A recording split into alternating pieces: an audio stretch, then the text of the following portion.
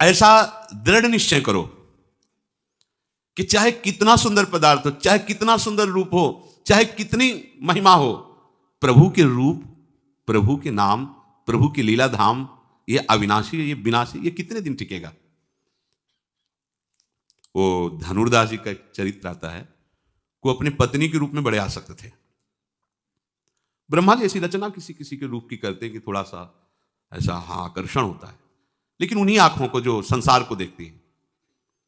अगर आपकी भागवतिक महामहिम प्रिया जो की भावना करने वाली आंखें हैं, तो सच्ची मानना जैसे मकान में आग लगा दे और खंडहर जैसा दिखाई देता है, या तो ऐसा पूरा विश्व दिखाई देगा और या तो उन्हीं की अंग कांति दिखाई देगी, दूसरा नहीं। कोई रूप ही नहीं। क्या रूप है, किसका रूप है, कहां रूप है वो? जो रूप तेरो रूप कहते नहीं आवे, उसकी भावना कर रहा है। ऐसा रूप कोट मनमथ मनमथ लालजू का, उसको रूप को उधर दृष्टि नहीं, जागतिक दृष्टि है, तो उसमें थोड़ा सा आकर्षण उसको अपनी आसक्ति के कारण लगता है। वो इतने आसक्त थे कि पत्नी से नेत्र हटा ही नहीं सकते थे। जैसे सामान लानी बाजार से कुछ, तो धनुर्दास जी नहीं ला सकते थे, पत्नी को चलना पड़ेगा साथ। पूरी एकाग्रता समिटी हुई थी। तो जैसे धूप है तो रूप दर्शन हो और उसको कष्ट ना हो, ऐसे छाता लगा के बैग चलते थे उल्टा, पत्नी के रूप देख। बहुत से लोग उपहास करते, उनको कोई से फर्क नहीं था, वो बस ऐसे।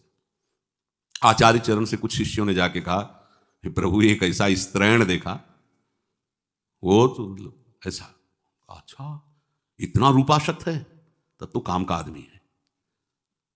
नजदीक गए और कहा, भाई तुम इतने आसक्त हो, तो उनका ये रूप ही ऐसा, हमारी पत्नी, हम इसके बिना जी नहीं सकते।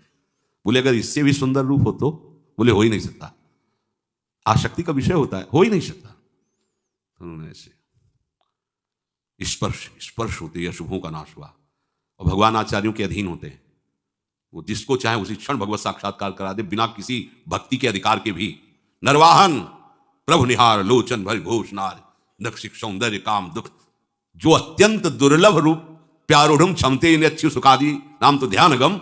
आचार्य चरण ने नरवाहन जी को ऐसे, जो हिंसारत भयंकर अपने अनुयायियों को लेकर के चोरी करना, मारना, काटना, सबको ऐसे नरवाहन प्रभु निहार, जगाई मधाई को ऐसे भगवत साक्षात्कार कर। आचार्यों के अधीन भगवान होते हैं, इसलिए बिना आचार्य शरणागति के रस मार्ग या कोई भी मार्ग पुष्ट नहीं होता, आचार्य आश्रय से। क्योंकि हमारी सामर्थ्य क्या है, पर आचार्य के बच्चा बन गए तो जैसे बच्चा बनने पर पिता की प्रॉपर्टी मिल जाती है, ऐसे आचार्य शरणागत को इष्ट देव का साक्षात्कार हो ही जाता है, जो आचार्य के दृढ़ शरणागत।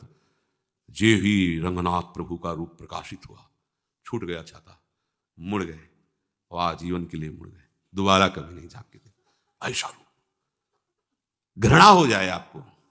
देखो हमारी प्रियाजू की सेवा में जो सहचरियां हैं, लक्ष्मी कोटि विलक्षण लक्षण लसल लीला किशोरी सतई, जो श्री जी की आराधना में सेवा में सखियां कैसी, एक लक्ष्मी से सुंदर कोई नहीं है त्रिभुवन में। जब समुद्र से प्रादुर्भाव हुआ तो दैत्य देवता सब थे, कोई ऐसा नहीं था जो ना हो, सब मोहित हो गए थे, कोई नहीं बचा था जो लक्ष्मी जी के लिए लालायित ना हो गए हों। आज भी त्रिभुवन में कौन नहीं लालायित है लक्ष्मी जी के लिए? सब लालायित है। जय कुछ तो मिल जाए, एक अंश में मिल जाए, सब लक्ष्मी के लिए। लेकिन लक्ष्मी जी ने जो बिल्कुल लालायित नहीं थे, बिल्कुल देखा नहीं उनकी तरफ, उन भगवान श्री हरि के चरणों का आश्रय लेकर उनका वर्ण किया। इतनी सुंदर लक्ष्मी जी, कोई नहीं बकाया था जो लक्ष्मी जी से आकर्षित ना हो गया हो। और यहां क्या वर्णन, लक्ष्मी कोटि विलक्षण लसल लीला किशोरी सतई, राधाध्यम ब्रज मंडले मधुरम राधा। हमारी स्वामिनी जी कैसी सखियों से सेवित हैं? एक सखी का सौंदर्य करोड़ लक्ष्मियों को आश्चर्यचकित कर दे, करोड़ लक्ष्मियों को मूर्छित कर दे। ऐसी सुंदर सखियां तो प्यारी जू कैसी होंगी? प्यारी जू जिनके लक्ष्मी जी चरण चापती रहती हैं, उन लाल जू को मूर्छित कर देती है, ऐसी प्यारी जू। अब कौन सा रूप भैया देखोगे, कौन सा रूप देखोगे? ये रूप देखो, ये वैभव। मन को समझाओ, यहां कोई रूप है, यहां कोई रूप वाले? थोड़ा सा ऐसे सफेद सफेद लगा लिया हो, ऐसे गाल लाल नहीं है, ऊपर से लाली, ऊपर से लाली लगा रही, एक एक बाल नोचवाकर भौंका, ये सुंदरता है? ये इसे सुंदरता कहते हैं? सुंदर बनना नहीं। सुंदर कौन बनता है? बोले सखी जो इनको देखने आवे वो भी सुंदर हो जाए। आप देखो, प्रभु का भजन करके देखो, आपका हृदय सुंदर, आपकी वाणी सुंदर, आपका दर्शन करने के लिए हजारों लोग, आपका दर्शन क्यों? क्योंकि आपके अंदर सुंदरता की राशि, किशोरी किशोर का नाम चल रहा है, किशोरी किशोर का चिंतन चल रहा है, बड़े बड़े शब्द, उनके दर्शन करने आते। तो दर्शन किसका करने आते हैं? उस सौंदर्य की जो राशि है उनकी आराधना की, इसलिए उनका दर्शन कर। ये रूप कोई पांच भौतिक रूप कोई सुंदर है? ये रमणीयता जो तुम्हें दिखाई दे रही है, सुख जो तुम्हें दिखाई दे रहा है, ये मायाकृत आकर्षण है। रमणीयता देखनी तो प्रभु में देखो, सुख देखना है तो प्रभु में देखो। तो तुम अपने मन को या तो रागपूर्वक इधर लगाओ और या दोषपूर्वक उधर देखो, उधर से हटाओ, कहीं भी गुण नहीं, वास्तविक कहीं गुण नहीं। मन को दोष देखने पर ही हट सकता है। जहां जहां कई बार सुनाया है, तो राजकुमारी को देख करके एक साधारण कार्य, राजकीय कार्य करने वाले कि लड़के का मन आसक्त हो गया, और कहीं ऊपर छत में देखा रूप तो आसक्त हो गया, और उसको तो खाना पीना सब अच्छा नहीं लगने लगा। उसकी माँ ने बहुत भाव को ताड़कर पूछा कि बेटा आप हमसे मत छुपाओ, क्या बात? तो उनका आप तो मेरे को मरना ही है, क्योंकि उपाय कोई हो नहीं सकता। मैंने वो रूप देखा ऐसा उसका, अब मैं जीवित और मैं प्राप्त कर नहीं सकता, जानता हूं। एक छोटी सी राज की सेवा का कार्य करने वाला राजकुमारी का कैसे अधिकारी हो सकता है?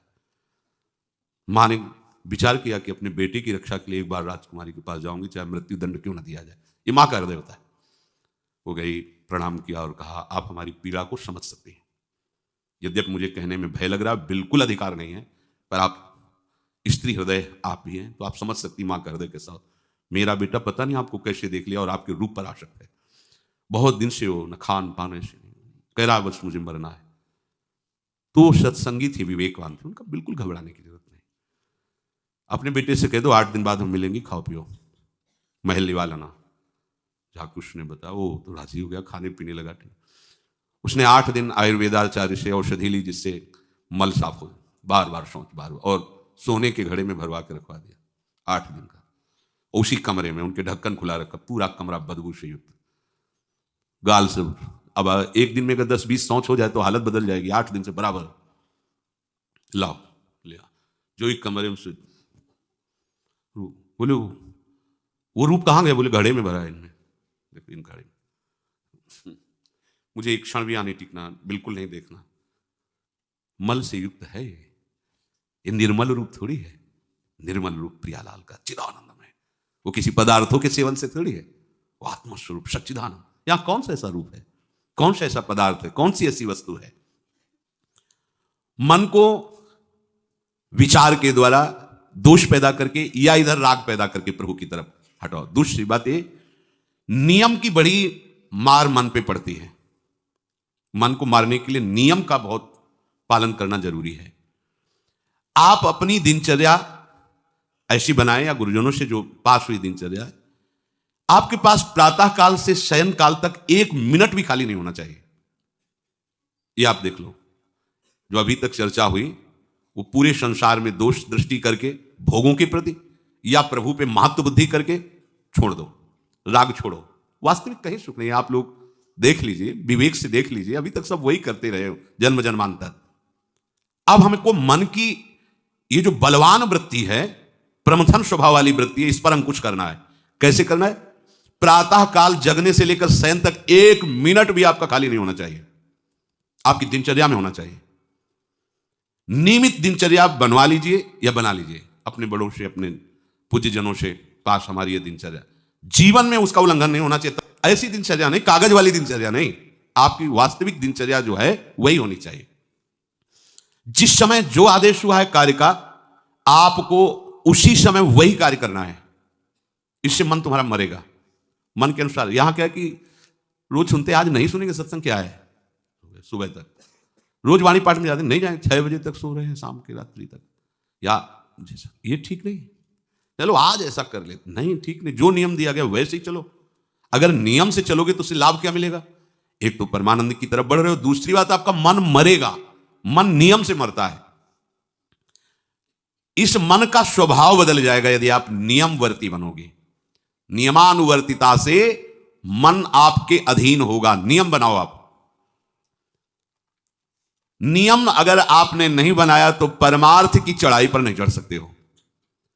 परमार्थ में आज तक उसी को लाभ मिला है जो नियम से चला है। किसी ने पूछा किसी से कि क्या नियम है आपके, तो उनका हमारे संप्रदाय में तो नियम है ही नहीं। गजब की बात कह दी। यहां का जो नेम है वो प्रेम से शासित है, प्राण चले जाएं पर वो नेम छोड़ सकते हैं। देखो ना, मन क्रम वचन त्रिशुद्ध सकल मत, नेम नहीं है, जो अब कह रहे हैं उसी के अनुसार जीवन चलाना है। प्रियालाल के सुख का नेम, प्रियालाल के नाम जप का नेम, प्रियालाल हमारे यहाँ कोई नियम ही नहीं, मतलब खाओ पियो पड़े रहो केवल से। आप समझो, समझ के बोलो, ऐसे किसी को मत बोलो। परमार्थ में आज तक जिसको भी लाभ मिला है नियम से चलने वाले को प्राप्त हुआ है। इष्ट आराधना में जो जो आपको नियम मिले हैं उनमें शिथिलता नहीं होनी चाहिए, और बहुत काल तक एक नियम में चलने वाले को सिद्धि प्राप्त हो जाती है। जिस स्थान पर, जिस शासन पर, जिस समय पर जो मंत्र जितना, वो नियम होना चाहिए। ऐसा नहीं कि आज 20 माला जप लिया तो कल 10 माला जप कर लिया तो 2 दिन जपा ही नहीं फिर आगे, ऐसे नहीं होता। एक नियमानुवर्तिता। 5 मिनट का भी अंतर आपके नियम में जब नहीं पड़ने लगेगा, नियमित नियत समय, यह संतों में देखा गया है।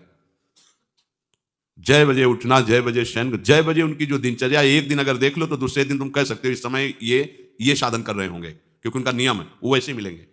बड़े बड़े महापुरुषों में देखा गया है। ये 2 बजे के जगने का समय तो मतलब जैसे लगभग विषयी पुरुष होते हैं, ऐसे लगभग जो भगवत प्राप्ति की लगन वाले साधु 2 बजे जग जाते हैं सब। ये नहीं कोई आश्चर्य की बात नहीं है, हमने देखा है। गंगा के किनारे जैसे ब्रह्म 2 बजे शुरू हो जाता है, कुआं से जल इतना और सब दिनचर्या, गंगा नहाने के लिए फिर जाना, बाद में यहीं से स्नान करके फिर बाद में गंगा स्नान करने जाना। जो अनियमित साधन करता है, यद्यप साधन अविनाशी, पर मन मरेगा नहीं, मन अधीन नहीं होगा, ध्यान रखना। अनियमित, नियमित, आज 1 घंटे बैठे, कल 30 मिनट बैठे, परसों 10 मिनट और फिर आगे बैठे नहीं 2-4 दिन, बिल्कुल नहीं, ऐसा नहीं। चाहे 10 मिनट से शुरुआत करो तो 11 होना चाहिए, कभी 9 नहीं होना चाहिए। और बार बार दिनचर्या का परिवर्तन नहीं होना चाहिए, मंत्र का परिवर्तन नहीं होना चाहिए, नाम का परिवर्तन नहीं होना चाहिए, खाने पीने का, शयन का, जगने का बिल्कुल नियत समय होना चाहिए मन को वश में करने के लिए। ये जो लोग ने कि जब जहां जैसे आया चिड़िया की तरह चुनते रहते हैं, कुछ लोगों को तो देखा है, यहां तो थोड़ा शासन है।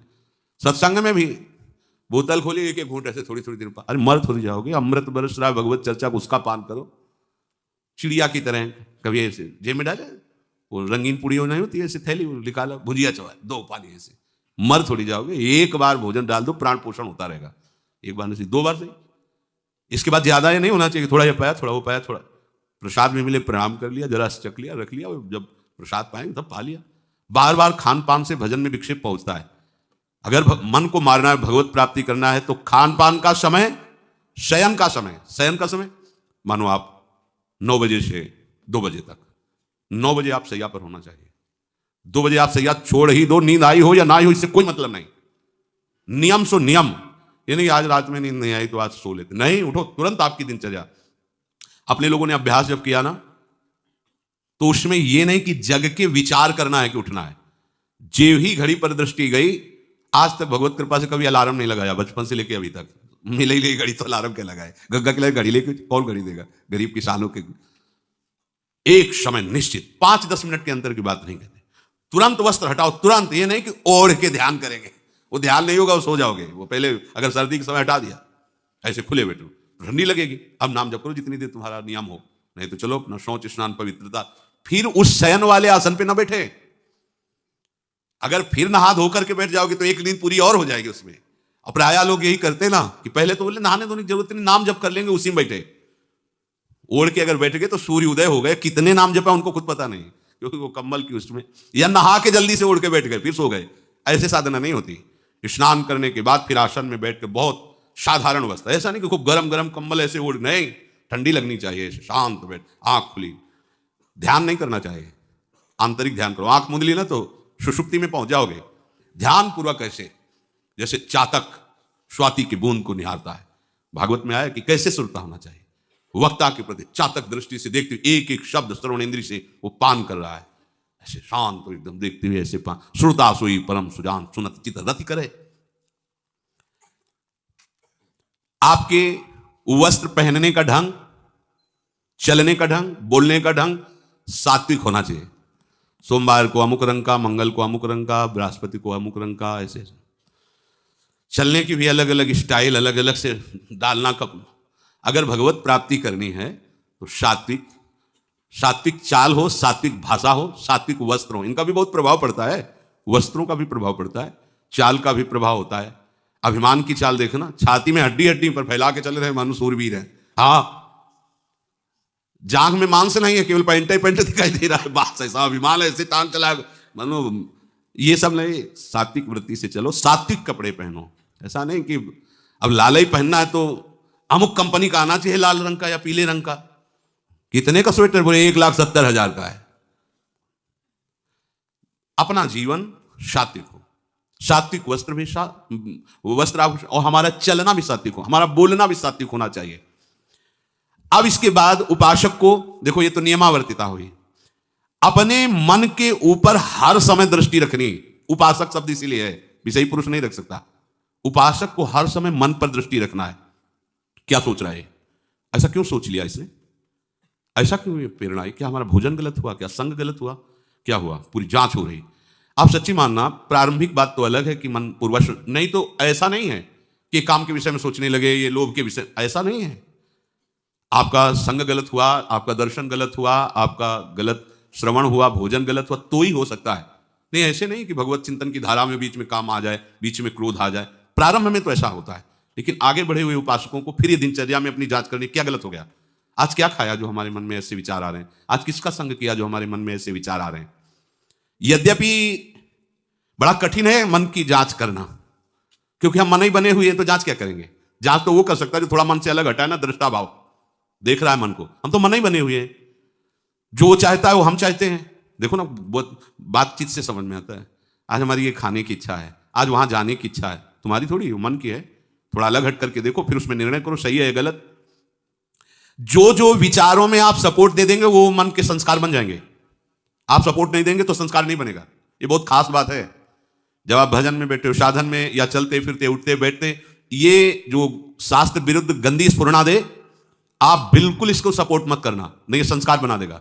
फिर वो आपके न चाहने पर भी आपको परेशान करेगा। और यदि आप बिल्कुल उदासीन रहे, जैसे पागल आदमी पीछे बोलता चला जाए, आप कुछ मत बोलो, वो दूसरी दिशा में चला जाएगा, ऐसे ही मन शांत हो जाएगा आपका। ये आपको फेंकता, आप परेशान मत होना, ये फेंकता रहेगा जो उसने जमा किया है, फिर शांत हो जाएगा, फिर नष्ट हो जाएगा, उसका विषय स्फुरण नष्ट हो जाएगा। अगर कहीं मन भगवत संबंधी सलाह दे तो उसको दुलार करना चाहिए, सराहना करें, वाह आज आपने बहुत सुंदर बात। मन आपको कभी कभी अच्छी सलाह दे, और जहां आपको बुरी सलाह देने लगे तो फिर उसको धिक्कार दो कि प्रभु से बढ़कर तुमको ये लगा, प्रभु के नाम रूप से बढ़कर लगा। अंदर होना चाहिए, बाहर भले मत।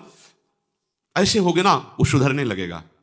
बस ये अच्छे से ध्यान रखो, जब ये गलत प्रेरणा करे तो या तो एकदम उदासीन, और या फिर इसको डांट लगा दो, प्रभु की तरफ चलना है, क्या गंदी बात अंदर। नहीं नहीं, अभ्यास से मन असत कार्यों को छोड़कर भगवत कार्यों में लगने लगेगा।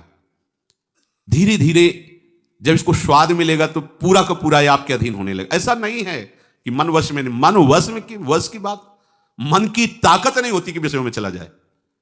आप करके तो देखो भजन, नहीं ऐसा होता तो पूरा जीवन बर्बाद हो जाए। फिर जो मन ही वश में नहीं होता फिर क्या, नहीं ऐसा नहीं। पूरे जीवन को पढ़ा है। साधु की सबसे बड़ी पढ़ाई मन की होती है, वो मन को पढ़ता है, पूरे जीवन मन को पढ़ा है, उसने देखा है मन, अब क्या परिवर्तन, अब क्या परिवर्तन, अब क्या स्थिति, अब क्या स्थिति। सच्ची मानिए, एक दिन मन मनमोहन बनकर के अनुभव करा देता है। कहीं और अनुभव नहीं होता, इसी में अनुभव होता है। निहाल कर देता है, धन्य धन्य कर देता है। बस इसके असत वासनाओं, असत चेष्टाओं, असत स्फुरणाओं का आप साथ न दें तो ये आपसे अलग हो नहीं सकता, ये भगवदानंद में डुबो देगा। इसे अधिक से अधिक भगवत चर्चा सुनाओ, इसे अधिक से अधिक प्रभु की छवि के दर्शन कराओ। देखो, भरो, मन में भरो, खूब भगवत चर्चा करो। प्रभु की श्री विग्रह, आप जिस कमरे में शयन करते हो उस कमरे में कहीं भी कोई संसारिकता नहीं होनी चाहिए। परिवार की फोटो या किसी अन्य आकर्षणकारी वैभवशाली की फोटो, ऐसा नहीं, या कोई अपने आराध्य देव गुरुदेव संत भगवान, एक से एक भगवत प्रेमी महात्मा, उनकी संतों की छवि, प्रियालाल की छवि, जिधर दृष्टि जाए भगवत स्मृति में लगा दे। उठते बैठते अपना तो कमरा अंदर से ऐसा ही होना चाहिए, पूरे कमरे में नाम लिख लो, राधा राधा राधा वल्लभ सिंह, राधा राधा राधा राधा, या लिखी हुई टांग, बहुत आपको लाभ मिलेगा। जिधर अब राधा राधा राधा अखंड स्मृति, और उस जो आपका वास्तविक साधन कक्ष हो, शयन कक्ष हो, अगर ऐसा हो जाए तो बहुत बढ़िया है। अन्य का प्रवेश ना हो, कोई भी हो, सदगुरुदेव की सिवा, आराध्य देव की सिवा, उसका आप देखना, इसका बहुत बड़ा प्रभाव होता है।